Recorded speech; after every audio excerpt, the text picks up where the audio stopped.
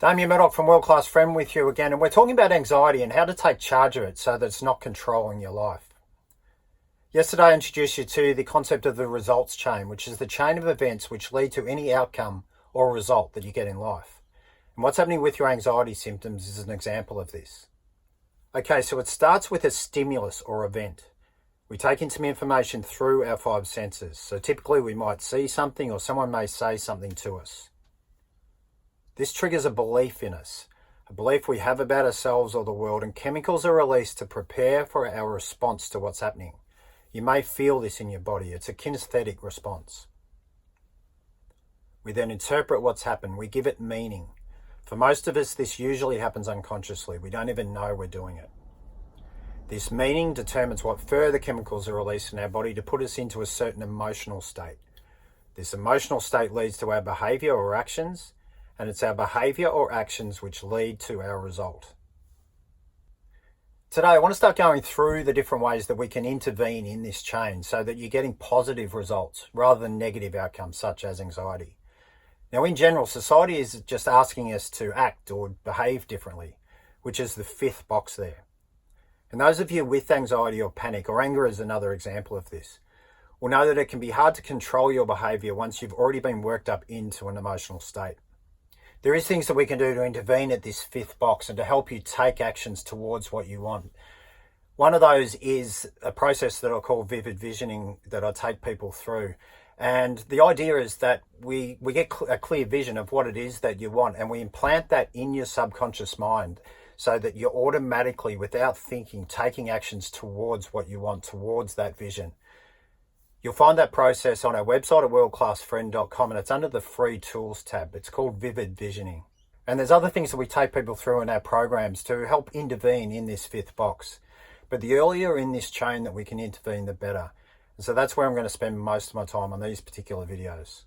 Today we'll focus on the fourth box there, emotional state control. And there's three ways to change your emotional state once you're in that state, or you can feel yourself getting worked up towards it. The first one is your physiology, so the way your body functions. The second is your self-talk, so what you're saying to yourself. And the third is your focus. We'll start with your physiology. Now, when thinking about your body, I want you to think about the different chemicals running around in your body that put you into certain emotional states. As we've seen earlier, the chemicals, the bunch of chemicals that put you into anxiety as a result of the fight or flight response are a different bunch to the ones that relax you. So we need to take charge of the release of these chemicals. There's a certain physiology that goes with different emotional states. So with anxiety, your sympathetic nervous system, which is widely known as the fight or flight, that takes over. And so your breath shortens, your heart pumps, your body tightens up, it constricts. You might get that feeling in your guts, and there's different things that happen in your brain as well. What we want to do is change the bunch of chemicals that are being released. We want to switch it over to the parasympathetic nervous system, which is known as rest and digest. We want to slow those brain waves down.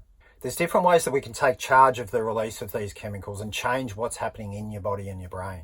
I'll list a few today. You can use your breath, posture, movement, your smile, your eyes, and what's called an anchor to get the message to your body that you're not in danger.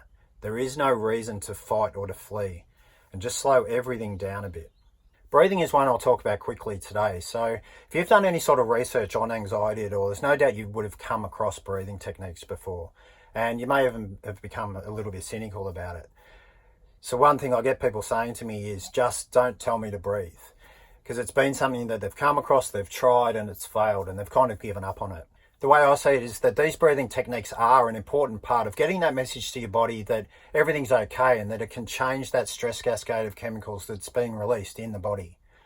But I see these techniques as a piece of the puzzle rather than the final solution.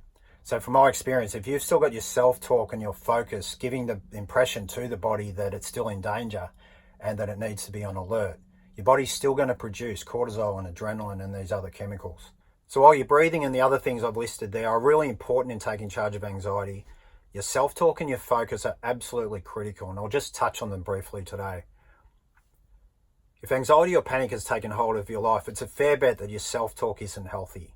Remember, it's your brain's job to keep you alive, so it's going to show you the threats. Andrew D. Huberman, PhD, is a Stanford neurobiology professor who runs a lab studying fear. He puts it like this: the more we learn about the brain, the more we learn it's not something that's supposed to make you happy all the time. It's mostly a stress-reactive machine. Its primary job is to keep us alive, which is why it's so easy to flip people into fear all the time. And then what many of us do is we take that initial thought, which is our brain showing us the threat, and we run with it, and we get into this downward spiral of self-talk, and we flip ourselves into fear. Your life now reflects back to you the self-talk of the past.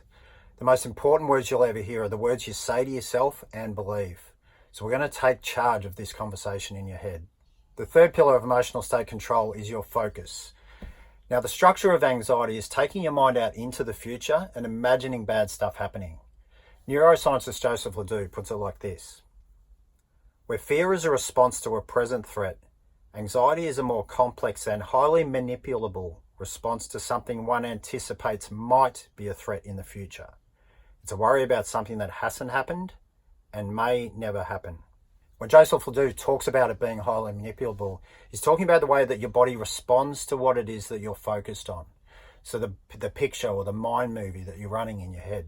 If you have any doubt that your body responds to the pictures in your head, I take you through some exercises in the free course that's available on our website, and those exercises will take away any doubt that you might have. You'll actually feel your body's response as I take you through some imaginary scenarios. You'll feel the different chemical reactions in your body that puts you into different states. So we need to take charge of those pictures and the mind movies that we're running in our head and bring our focus back onto the picture of what we want and what we can control in the moment. And I'll teach you how to do that. So that's a very brief summary of how we intervene in both the fourth and the fifth box there of the results chain. As I said though, the earlier we can intervene in this chain, the better. And so I'll be back tomorrow and we'll go over the meaning or interpretation phase. And then most importantly, we'll learn about these beliefs that are being triggered in the second box there. And then I'll let you know where to get more information on the things that I'm introducing here in these videos, and also some of the things that I'm putting in place to help people through this. So please like and subscribe to wherever you're watching these videos and share them with anyone that you think might benefit from seeing them. This has been Damian Murdoch from World Class Friend. I'll chat to you tomorrow.